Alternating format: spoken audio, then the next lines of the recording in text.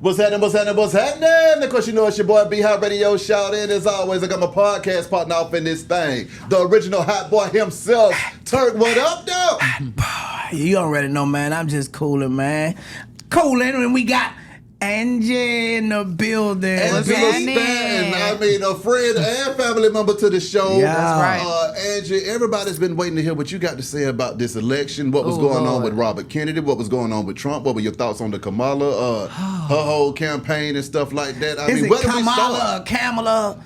Kamala. I don't think I've ever pronounced her name right, but I want to say that, when it comes to Trump and Kennedy, I got a lot to say because those are two men that I've been able to work with myself personally. I have not been able to work with Kamala Harris. However, I have paid attention to her campaign because she's come to Georgia quite a bit. Mm-hmm. And what I've noticed is that every time she came to Georgia or when she went to a HBCU, the tour was basically being led on women's rights and reproductive rights. Mm-hmm. And to me, that was very offensive because, for one, Roe v. Wade had already been overturned, so it wasn't even on the ballot, if we're going to be completely honest. So it was just a way to play on the emotions of black women. And then also it was the fact that you're voting for women's rights, but you got to be born to become a woman, right? And these type of rights actually execute the women of tomorrow. So it's like all of the women that thought that they were voting for black life were actually the carriers of black life, right? Voting for a right to terminate black life. So it was a very offensive campaign to me, even all the way down to the DNC. And I think that's what sealed it in the coffin to me, because they went to the DNC, and I call it an abortions Hot Wheel bus, right? Because they had a bus where they were performing live abortions on the scene. What? And me, because I'm spiritual and I done studied all the religions and I know about Moloch and Moloch worship, I'm saying to myself, you mean to tell me that these people actually performing human sacrifices at the DNC to win the election? And I was like, God is not going to stand for this. But everybody you saw getting off that bus was a black woman. When you talk about downtown Chicago, what's the demographic? So why are we sending abortion Hot Wheel buses to the hood? Wait, was this really but going we're not on, taking Angie, them to the you border. Making this up? Because Now this don't even sound believable. Now you know. Because we didn't see it now on you news. know I ain't going to say nothing that can't be fact-checked. Okay. Now you know everything I say can be fact-checked. And anybody can get on the computer and research this right now. Why didn't they put that on in media like they always put everything on? I'm not sure. It depends on what type of media that you're watching. Of course, we know that a lot of these mainstream media news outlets have been complicit, right, with being biased. But then you got, social media. And that's why social media is kind of like a gift and a curse. But it was all over social media, live footage, and that's why we got some people in Congress fighting so hard to ban TikTok and censor some of these other platforms. Exactly. Because you got the American people stepping up and telling the truth about what's really happening and exposing what's going on behind the scenes. So the fact that they had an abortion Hot Wheels bus in the hood in Chicago, they got all these abortion clinics in the hood in black communities, but they ain't got no abortion clinics at the border. They ain't sending no abortion bus down there to service them women coming across the border. They ain't got them abortion clinics in the wealthy white neighborhoods. Come on. I said, hold on, wait a minute. I said, I'd rather work for someone who wants to make America healthy again, right? Like Facts. Robert F. Kennedy. Kennedy. Instead of aligning myself, and the black card was always in question. Yeah. Because I'm just finna get on some RNS right now. Y'all know what RNS is? Yeah. Let's go. What's The RNS? realest. Real nigga shit. Yeah. I'm just finna get on some RNS right now. Like, I'm here for it. You can't give me the black card if you married to a white man and you raising white children. Ooh. Because it's hard for me to believe that, like, everybody is pro black life until it's time to marry and procreate. What's the essence of black life? Creating black life, right? So not only that, but you also are on an HBCU tour, right? Telling childbearing age young black women to, they have a right to abort, okay? While you don't have any children yourself, but you're raising your husband's two white children, right? And why didn't they take that reproductive rights tour to Yale or Dartmouth? Like, why didn't that message go to the predominantly white colleges? So what you think it is? You think it's to control the black population? Of course, it's a replacement plan. Yeah. Because if you look at it, and if we're just going to be 1,000, and this is why I'm so excited to be working on Make America Healthy Again with Robert F. Kennedy. Okay. Those of us that's 40, right? Like, if you think about it, the lifespan expectancy of man is, 80? So what? We done lived half our life. It's downhill for us. So in the next 40 years, we on our way out. So what's coming behind us? The children, the next generation. So if we're boarding them, okay? If we have agendas like LGBTQ plus, children, things that sterilize children, give them puberty blockers and stuff, and they're not reproducing, okay? And then we've removed the majority of the black men from the home because they in prison, right? Or homeless, not because of mental health or not worth, and then we got a high population of black men that no longer even want black women. And then we also got a high population of black men that believe they're black women. Dang. So in 40 years, and then this is another question that I have for our community when we're going to just be 100. That's right. If we look up research, we know that AIDS has been the #1 killer of black men. Anybody can look this up, right? When it comes to medical apartheid, just like all of this other stuff, COVID, whatever. If AIDS is the #1 killer of black men, why are we as a community allowing that to be pushed on our children? It's almost like, just pressing the button for self-destruction. And in this election, you have the nerve to have black women putting up all of these posts. I saw one so disgusting the other day. Black man, the next time a cop have his knee on your neck, don't call black women. Right? Oh, my God. But these are the same black women. The black babies that you aborting, them little black boys, they got to grow up to be black men. The same boys that you're voting to chemically castrate and turn into little girls, they're the black men. Y'all don't care about black men. Y'all don't even care about black life. All you care about is power and control and feminism, and I can't stand with that because it has completely destroyed our families. We're voting to abort our bloodlines. I want to get into your journey, though, Angie. I mean, you was over there with Robert F. Kennedy. Still is. What was that like when he stepped down and then he moved over there with Trump? Well, for me personally, it didn't come because I've worked with Trump before. So I know that I can go in and get real results because I've actually done it. That's right. So I'm not somebody that buy into the media lies, but what I will tell you, to be fair, is that what I enjoyed about working with RFK, not only becoming an independent myself, was that I was able to get in a space where I could work with everybody because I really, truly do love my community. And I can't be fighting with my community because you Democrat or I'm Republican when I know you care and I care and we want to get the work done. That's right. So being in the independent space allowed me to be able to work with people all the way across the aisle. And there was a call made to Kamala and her team as well because we were willing to work with everybody, and Kamala and them basically dissed us, you know what I'm saying, and ignored us. But when he put the call in to Trump, and of course I said, look, we need to come together. We need to show that we're united, because at the end of the day, when we done fighting over political party, none of us really just want to be out here voting to abort our kids, right? Every abortion should be a tragedy. You know what I'm saying? I know damn well we not just voting because 7 white men, because they always talking about, white men want to control our bodies. Well, the 7 white men that ruled to make Roe v. Wade legal, right? They gave you permission to kill your baby and get away with it. Because the daddy can't do it, right? And you got all of these women. And 1 minute they don't want y'all to have nothing. You can't say nothing or none of that, right? But the next minute they want to fight for equality. So if the mother don't want the baby, even if you want it, right? She get to go kill the baby, get a pat on the back, get congratulated. They even pay for it. Give her a free ride to the clinic, okay?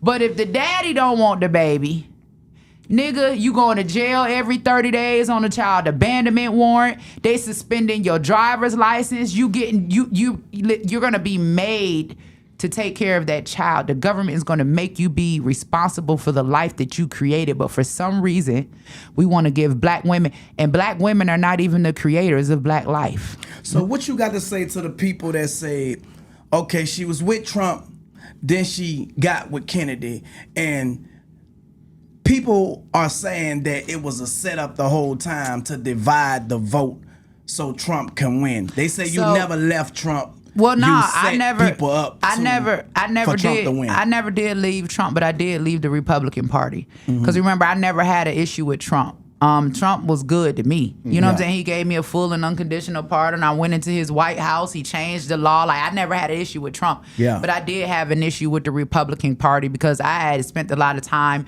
working on certain campaigns, and I just did not see their interest to want to invest in my community. And I was one of the ones that was being a voice on that side. Yeah. When it comes to RFK, we have to remember RFK ran as a Democrat in the beginning. I wouldn't touch it because I don't fool with the Democrat. But RFK was really, truly a friend of mine. And that's why you guys got to read my book, Trump, King, Kennedy, because I ended up meeting RFK when I was working with President Trump. COVID hit, and then RFK and them started to defeat the mandate. So I had actually traveled like the country with RFK fighting against some of the mandates that were imposed. Right, so we had already created a relationship. But when RFK ran as a Democrat, I couldn't stand with that because I just, in no way could I support the Democrat policies of today. Now, he was cheated through that process because we remember they wouldn't let him get on the ballot. They wouldn't let nobody vote for him, did him the same way they did Bernie Sanders. This is another reason why American people were upset because they said no one picked Kamala Harris. Because RFK would have been a choice for a Democrat president and would have won. And had he done that, I would have never had the opportunity to work with him because I don't fool with the Democrat Party. But let's keep on going. So if we're going to back up, he first ran as a Democrat, okay? After they cheated him out of that process, okay, because they already had a plan. They knew they was going to insert Kamala. He ran as an independent. In the process of him running as an independent, Trump and them campaigning, okay, and they hiring people, all right? I just wasn't one of the people that they hired, and it's okay. We're not going to hate, okay? We still got work to do. So y'all know I'm doing Auntie Angie's house, right? Now. I put a call in. I say, look, y'all tell Trump about Auntie Angie's house. I would love for him to come by. I was told, by his senior advisor, not by him, that I can't expect Trump to come sit on the sofa, right? So I was like, damn, okay, because when I went to Mar-a-Lago, shit, he had a sofa. I sat on it. So, I don't know what he sit on. And I'm sorry, I ain't got the shit, but cool. All right, then I called RFK. I said, Bobby, I see you running as independent. I said, you're a friend of mine. I said, you totally got my support. I said, why don't you come by Auntie Angie's house to see the work that we do? Because, the black maternal health crisis is a real thing. He said, okay, I'll be there. 3 days later, Bobby was at Auntie Angie's house sitting on our sofa for an hour and a half. Kicking it, holding our little black babies, okay? Listening to our stories. And Bobby said, you know what, Angela, you're right. We do need to do something. He said the abortion numbers are too high. He said you can't have abortion as high as it is in the black community and the black maternal health crisis. If the black mama dying and the black baby dying, then that means that we're in trouble because the black man, y'all ass already. You see how they treating y'all now, okay? So RFK comes by. RFK is moved by the work that we do. And next thing you know, RFK offers me a position on his campaign as a senior advisor. And I took it. And I didn't take it necessarily because it was about money. But this time I felt like I deserved to have money because I had campaigned for Trump them and they never paid me a dime. And anybody in Atlanta will tell you how hard I went for Trump them and how beat up I got. But it wasn't about that. It was about what I believed in, and it was about trying to wake my community up. This time it was the same thing. Bobby was running as an independent, but in this campaign, I had the opportunity. Like what I did with RFK, I could have never done with Trump. That influencer meeting that we had, that both of y'all was at, we wouldn't have been able to do that with Trump because y'all weren't ready. You understand? There's no way I could have got all my partners and say, look, y'all weren't ready because you didn't have a full understanding. But because it was Bobby was in that intermediate space. That allowed us to all come together and share our ideas, and what me and Bobby and Make America Healthy Again stand on. we taking it all the way to the White House. Like, something has to be done about the black maternal health crisis. And who better to do it than Auntie Angie? So I seen that Bobby gonna have a position in the cabinet. How is that gonna look like going in the future with Trump? Well, Bobby actually has more than a position in the cabinet. Trump actually put Bobby over the transition team in the White House. So Bobby will be selecting each person that works in the White House and over what position that they will have, which is a good thing for us. Because that means my man, we in. But here's the thing about it. What Bobby is focused on is Make America Healthy Again, and Bobby's fight, which we know he has done for years with the Children's Health Defense. Bobby worked with Johnny Cochran. Bobby done sued the FDA, Big Pharma. First day in office, they taking fluoride out of the water, right? So there are a lot of things that they're doing in regards to health that we need. So Make America Healthy Again, merging with Make America Great Again, you know, that ain't really a bad thing if y'all got real ones in there like me. Right? What is this new Trump America gonna look like for black people though, Angie? I mean, because we got a lot of fear mongering going on, okay? First of all, let's touch the Project 25 situation. What are your thoughts on that? What's really going on with it? Well, reality is that Project 2025 was never a part of any Trump's initiatives. He denied it several times. It's not up on his website. That's something that was fear mongering, just like them trying to convince black women that if they don't vote for abortion, that they gonna die because of maternal health crisis. Like it's all fear mongering. But what Trump does have is Project 47, Agenda 47, which people hadn't looked into. He has the platinum plan, right? We ain't forgot about that. Wait a minute, Removing the platinum plan? It never went anywhere. Remember, he didn't lose the election. All of this stuff is still on the table. Okay. Not only that, let's talk about the fact that this man wants to make sure that men are removed from women's sports, bathrooms, getting rid of gender ideology in these schools with our kids. I'm gonna tell you something. I'm gonna tell you something, man. Listen, at the end of the day, y'all know I have a child that identifies as transgender. And I, raising my 3 sons and my daughter being the youngest, and there were times that we lived in a 2-bedroom apartment, 1 bath. Yeah. My daughter, even having to share a bathroom, her brothers has never been exposed to their penis. Okay? It's just, she always had her own privacy, even in sharing in that space. Exactly. And you were telling me that we are living in the day and age now where we got to send our daughters to private school to be exposed. You understand? To something that we protect them from. I'm talking about in elementary school, telling little boys that they can be girls, telling little girls they can be boys. We're not sending our children. It's no offense against anybody, but that's confusion. We not, when we was kids, we ain't had to deal with that. Exactly. You knew if you liked whatever you liked, but you knew you was a girl or a boy. It is mass confusion, and that's why we need Bobby in and Make America Healthy Again to go against Big Pharma, because it's a way for them to make money.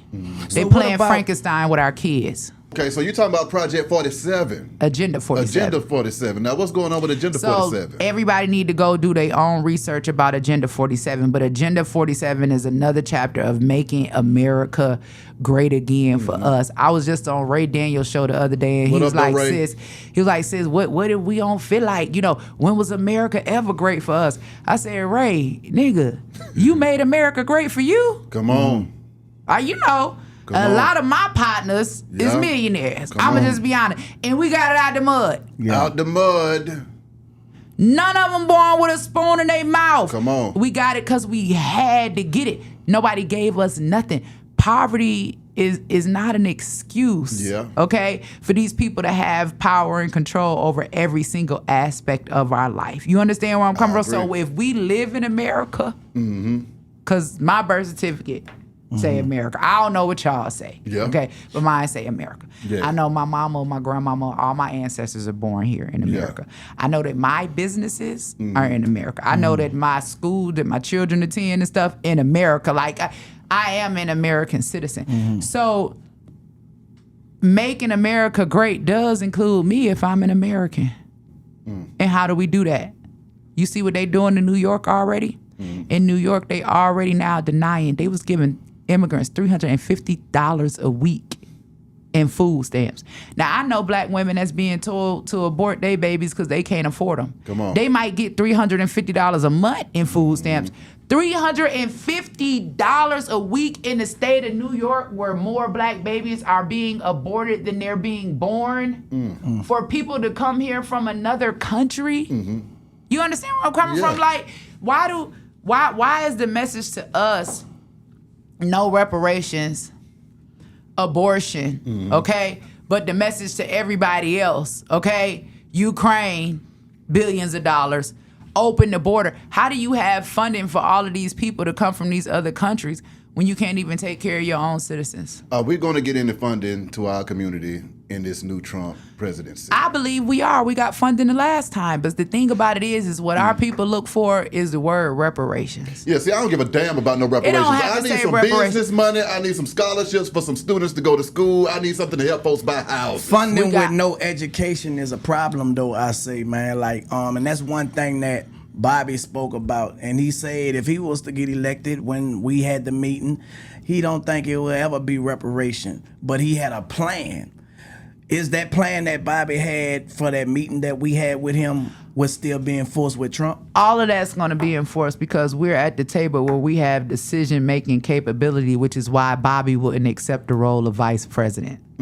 Okay? Because the role of vice president was extended to Bobby. And Bobby turned it down because you really don't really have any power with VP. You can't take your own staff. You can't make your own decisions. But because we're going in and we have power, not only is that on the table, that's something that I'm going to be pushing, right? Yeah. And Bobby is somebody that understands the importance of replenishing our communities because his track record says that. This not somebody that's, we just found somewhere to Bobby, the Kennedys have a history of helping the black community in every aspect. And that's going to be continued. And so, I'm more than confident. Yeah. So the phone call leaked with Bobby and Trump when they had all of that going on. What was that about?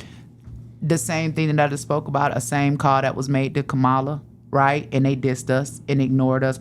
It was being independent and working with both sides and trying to bring unity to this country. Like what me and Ray Daniels did the other day. Like, I'm the only person up there that would kind of sort of represent the Republican Party, although I'm an independent now. Us coming to the table and all sitting down and saying, let's stop fighting, let's stop the division, right? We wanted Kamala at the table too. Like, I don't believe you a black woman. That's okay. You ain't got to convince me on that, but I'm willing to work with you to help black women if that's what you really want to do. I'm here to help you give black women another option besides free abortion and the burden of the black maternal health crisis. Because when we use our common sense and we understand that birth is natural, we realize that when they say to us that all black women dying from giving birth, that they basically saying that all black cows dying or all black dogs or all black horses. Like, you're not going to tell me that the most natural thing, because every person on this earth comes from being birthed, okay, that we dying just because we black. That shit ain't gonna fly. Exactly. You know what I'm saying? So it's something more sinister is happening, and maybe it's the C-sections because they get paid an extra $30,000 and like it's not natural to cut somebody in half. Like that's not the natural. Even when you come down through the uterus, it helps to form and shape your head. Like it is a process that's put in place, and we have gone so far from everything that is original, that is of God. We're living in an era right now of man's creation and man's doing, and I think that that's dangerous. Angie House. You speak a lot about Angie House, and I see that you're very passionate when it comes to these women and these kids. Where did that come from? That came from my own personal story. Going to prison, giving birth to my daughter chained to a bed with a sheriff watching, and of course Trump changed the law on that, made it illegal for them to do that. Them taking my baby from me after she was 24 hours old, and then me coming home to her 18 months later. And I had lost my mother and my grandmother. The fathers of my children were in prison. And I ain't had nowhere to go. And I was like going from shelter to shelter. And back then they ain't have band the box. So when nobody give me a job, I couldn't get no welfare. I couldn't get Section 8. So it was a real hard time for me, but I survived. And I'm very successful today. And because of that, and my pro-life fight, I had been involved in the pro-life fight for about 15 years.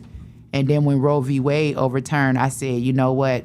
a lot of my sisters on the other side is right. Y'all only care until the baby is born, and then after the baby is born, y'all don't care. And I said, I'm tired of hearing that too. So I said, I'm going to step out of the argument side and get over in the solution side. So Auntie Angie's House was created to provide a solution to the Black maternal health crisis, to give women who want to keep their babies an option to be able to keep your baby. Like, if you can go to Planned Parenthood to get rid of the baby, why you can't come to Auntie Angie's House to keep the baby? You know what I'm saying? And also, we were all on this Black Lives Matter movement, and God had revealed to me that Black life begins in the womb. So if Black lives really matter, like, then that means that we got to protect Black life. And it's just knowing the education behind Planned Parenthood and Margaret Sanger and Title X funding, working with Bobby, understanding the complex nature of this medical apartheid, working with Trump, understanding a lot of these agendas, including a depopulation agenda, and just to my community going hard no matter how much they beat me up about it, for us to understand that if it is a depopulation agenda, y'all got to know that we the first ones to go. Angie, you go viral a lot for a lot of altercations and getting in combat fighting on social media. Why do that happen all the time with Angie? You're gonna have a good fight on Instagram with Angie, you know, and because I'm the only one bold enough to say what need to be said. Yeah. Okay. I'm the only one bold enough to say what need to be said and stand on that. Yeah. Come on now. You know what I'm saying? Because a lot of people gonna say it, but they ain't gonna stand on it. I'm gonna stand on it. It's gonna be factual. I'm gonna give it to them in a common sense way. And I go viral a lot because, believe it or not, it is a lot of people that agree with me.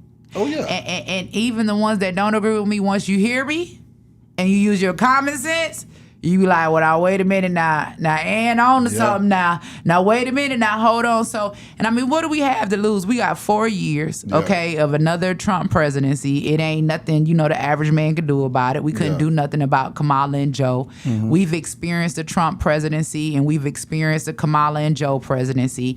The Trump presidency, what tugged at us was the emotion, because it was the Black Lives Matter and all of that stuff. But when we talk about the economy and how we was living, just for real, like, I keep saying it, like, everybody, all my homegirls, they was getting mommy makeovers, BBLs, all my homeboys had Hellcats, Scat Packs, everybody was opening businesses, like, Black people were up. I remember 21 Savage party during COVID, where they talking about everybody have a mask and businesses shut down.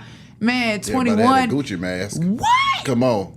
So, I mean, you know, I just looked at how being old enough to pay attention now, because you know when we was younger we ain't pay attention to politics.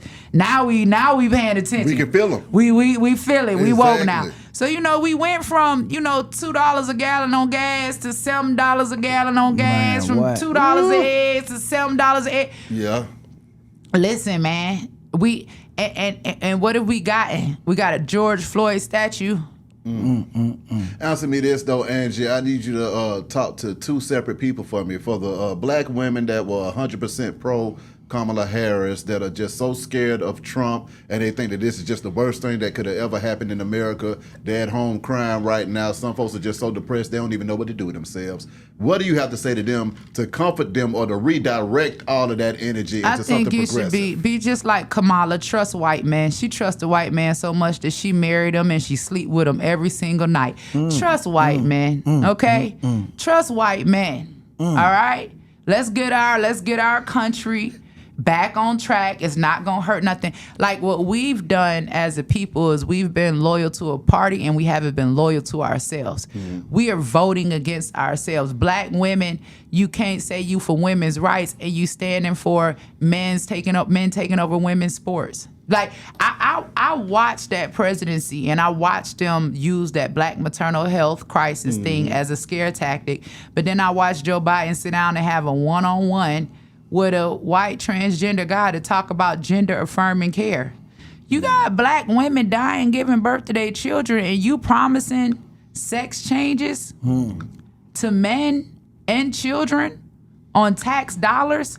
Kamala, instead of you sitting down doing an interview with Black women promising health care to them because of a black maternal health crisis, you sitting down promising sex changes to men that are in prison. You gonna give them a sex change. If I got a life sentence, it is so insane that you would want to take tax dollars to pay for sex changes, but we're not taking those tax dollars and investing them into this black maternal health crisis or into Auntie Angie's house to really give these black women an opportunity I think it was to love their kids. I think it was all cap. And people say and do anything to get that vote. You know, now that we have Trump, and a lot of people went against Trump, what you got to say to the people that went against him and think that he cheated? Like how did Trump even win when so many people was against him? Because reality is not what it seems to be. You know, things changed since the 2020 election. You know, we had watchers out there. People were not able to cheat. We see one thing. We also got closet Trump supporters too. Oh, we got a lot of people that took, campaign money from Kamala them and went and voted for Donald J. Trump. Okay. But in addition to that, the people spoke. And stop trying black men. Y'all don't even respect black men. You won't let them have a voice in whether or not their children live or die when it comes to abortion, okay? You don't respect them. You don't acknowledge that when black men are speaking like they're, unless if you're not an effeminate black man, look at what they represented in Joe Biden's White House. They had Billy Porter out there in a dress, bending over, kissing Joe Biden's hand. Now, no offense to Billy Porter, who's a black man who's confessed he had AIDS, and they put him on Sesame Street to teach children about sex. That was some weird shit to me.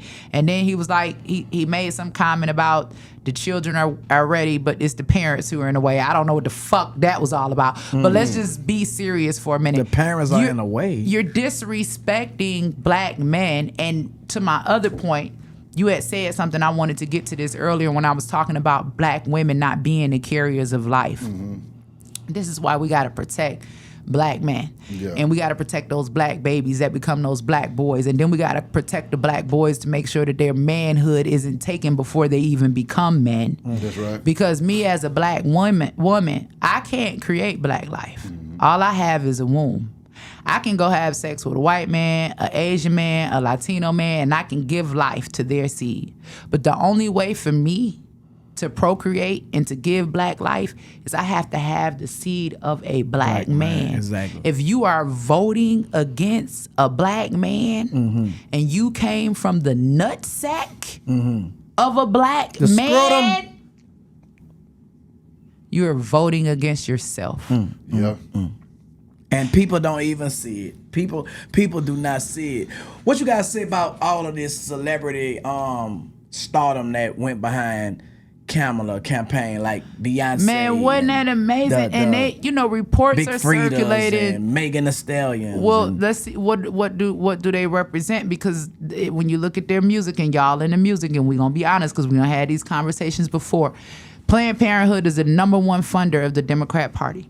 Every Democrat in office is funded by Planned Parenthood. Let's talk about, remember, Meg Thee Stallion got the Planned Parenthood Catalyst for Change Award. Y'all remember that? Why is Planned Parenthood so important? Okay? Well, if Meg Thee Stallion is talking about being a freak and wet ass pussy, and Cardi is talking about being, promiscuous music and ideologies lead to promiscuous sex that leads to unwanted babies, right? And then unwanted babies lead to what? Abortion, right? Exactly. So all of this is funding back to Planned Parenthood. It's marketing. Every person that was on that stage, right, was a spokesperson for Planned Parenthood. Let's be honest. Where are all of your Planned Parenthood clinics at in our community? Because we could go pull up on Moreland right now. You can't find a life resource center, but you can find an abortion clinic. So reports were circulating that Beyonce was paid $10 million to come speak for 10 minutes. She spoke about how it's going to affect her kids, though. Well, I don't think did Beyonce need $10 million? It's like, what I'm getting tired of, what I see with the Democrat Party, is you always bringing people that done made it to tell us how bad off we are. Like, I don't need Beyonce getting on the stage telling me how fucked up I am. I need Beyonce taking half of that $10 million she got and donating it to Auntie Angie's house so I can make sure some other black women are straight, right? I don't need Jay-Z going on a mic. I don't need Diddy going on the mic. I don't need LeBron James going on the mic. Like all of these people, them and they children, they're straight. Yeah, exactly. We Oprah Winfrey, shout out your abortion. You gonna tell black women to abort their kids and take pride in it, okay? But still, you got all this money. Let's uplift black women. Instead of telling them to abort, let's give them some free game. Let's help them be financially free so they don't feel like they have to abort their children. Exactly. So I think in this Usher, I don't know, and I love Usher. Yeah. It seemed like the whole Democrat campaign was one big Diddy party. Speaking of that, what do you think about the Epstein list and the Diddy list coming out? What's going on with that, Angie? Do you have any inside sources and scoops that we need to know of? Listen, y'all not finna have them folks come looking for me. Angie just like, Angie still Angie. I like to move around the hood. You know what I'm saying? I like to take care of my babies and shit. But this is what I'm going to say. What I'm going to say is, and this is very factual, I can recall several times being with Donald Trump and him doing press conferences and him saying several times that he was fighting against an ancient satanic cult, okay? And this is something that they chose to remove from the... You can go find it if you look up videos on C-SPAN, but they would never report this in the media. And all I'm gonna say is, if you go down that rabbit hole, you might find what you're looking for. And what I decided I wanted to do, regardless of parties, I want to fight for what I know is right. I'm a child of the light. I don't come from the darkness. I don't care what religion you represent. I know the difference between right or wrong. Exactly. And I know the difference between dark, and I know the difference between light, right? Exactly. We know the difference between good and evil. And so some of the things that they standing for, what they representing, I can't be a part of that. That's right. For sure. That's right. Okay. Lastly, my question is just for black men in general. What should we be expecting coming up? Because see, Trump also said he wanted to give those police immunity. Yes, he did say that. That means that might be war on the streets, Angie. We're going to do what we do regardless, but what we're not educated on is that Obama had already gave it to him. It was called the Blue Alert Law, and everybody can go research this. And when Trump said, because I was upset about that too. Y'all know I don't play the barb. Yeah. That's why I get in trouble all the time, because I could be with the Republic, and Turk can tell you too, I could be with the RFK. Yeah. Nigga, you coming straight to the hood, you gonna hear these issues, and I stand on business regardless of where I'm at. Exactly. And so I was very upset about that comment in regards to immunity. And what it was in civil cases. Okay. It was not in criminal cases, Okay. But at the end of the day, we still need police reform, right? Yeah. And we need to have sensible table. Like, everybody can't go in and sit at the table with Trump to have a conversation about sensible police reform and why we need it in our community. Because for one, they too emotional. See, a lot of things that I did research, like when Trump was talking about they eating the dogs, they eating the cats. Trump speak in metaphors, you know what I'm saying? And when he was speaking, they eating the dogs, they eating the cats, he wasn't necessarily saying that that's what they doing. He speak about how bad shit is, you know what I'm saying? Like the desperate measures that they going to. And I think when Trump be speaking, bro, a lot of people just be misinterpreting and they be misinformed by the propaganda of, so we need people like Angie to come clear that up, because I was fucked up about that too. You know what I'm saying? I caught a case when the police came in my house unannounced. You know what I'm saying? And, for to get them immunity and shit, that would have been fucked up. When I know for a fact, I thought I was being robbed. I had to go do my time for that, and they still got away with it. You know what I'm saying? So to clear that up, you know what I'm saying? I mean, you can't do nothing but really accept it and respect it, bro. It's in a civil case, because if I'm hired to be a police officer and I go to do my job and something happens, right, bad or whatever, I get fired or whatever, like, you suing me personally as a police officer, you should be able to sue the state that employed me, right? So it's basically on civil cases. But regardless of the fact, we know we need police reform, okay? Right. And how we change our communities is we have to get actively involved. Like, we got to stop sitting back waiting on these people to do something for us. Facts. Don't be afraid. Like, you think when they have a round table meeting at the White House, if I brought them to us, you think I'm not gonna take us to them? Don't tell me, and I ain't fucking with that, man. Trump a racist, I can't go in. It is a business transaction, regardless of who is in office. And I can tell you why we have to overlook that. Like, I go get my nails done with the Asians every 2 weeks. I promise you, I know they talk about me. Come on. Okay, To your I know, face. and I'm still gonna give them my money. Come on. Okay, the Indians that own them gas stations in our community during COVID that took all our money, and listen, ain't gonna give you a free bottle of water. They will send you to jail. Come on. So today. is it just for the black people? I ain't got nothing to do with all that. Like my focus is because of medical apartheid, because of what we know to be true with a targeted attack on the black community. Like for us, we see the systemic racism and everything for some reason except abortion is there too. And systemic racism is a real thing. And that's one of the things that I love about RFK. And him joining forces with Trump, because RFK will acknowledge that racism is real and it exists, and he'll also tell you straight up to your face, you ain't gonna never get rid of it. We ain't. Straight we up. hate each other. Yeah, You can't stop niggas from hating each other. How you gonna stop white people? You got, and that's what I respect. That's what I respect I was about just going John. on about I respect somebody that today. about. I mean, Robert. They look man. like me. You know what I'm saying? You. You're never gonna stop it. Like, let's be honest. Let's cut the bullshit. Yeah. And we still crying about racism, crying about a white man ain't never stopped nothing I was doing in life. I done went to Facts. prison. Come I on. done made it from prison. We all To the White grind House. and made it. Yeah. Right? We made it. Turk, you made it. I Yeah. made it. We all made our own way. But like, you gonna say the white man held me back? Nah, cause I ain't let him. Exactly. It's a choice, man. You have to, and I tell people all the time, bro, you have to believe in God first and foremost. You know what I'm saying? A lot of people saying he's the Antichrist. I say Trump was here 4 years ago. Was he the Antichrist then? No, but he is now.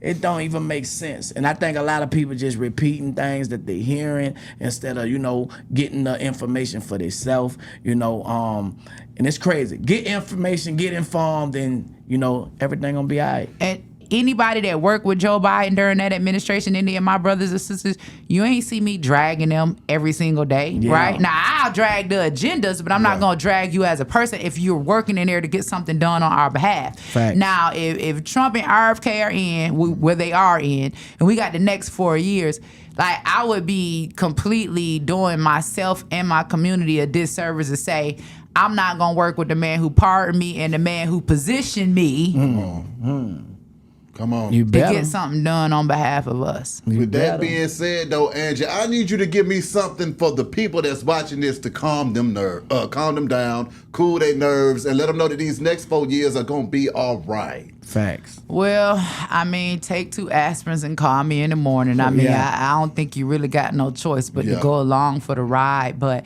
it's a lot of fear mongering happening. I mean, we remember when Trump went in office the first time, they said they was gonna pack us all up in ships and they was gonna send us all back to Africa. I'm trying to figure out how I'm going back to Africa. Crazy. I ain't never even been to Africa. Crazy. Like, I ain't got no paperwork for Africa. They won't even accept me. I don't even know nobody in Africa. Like, I can't even call nobody over there. So it's a lot of fear mongering that's taking place.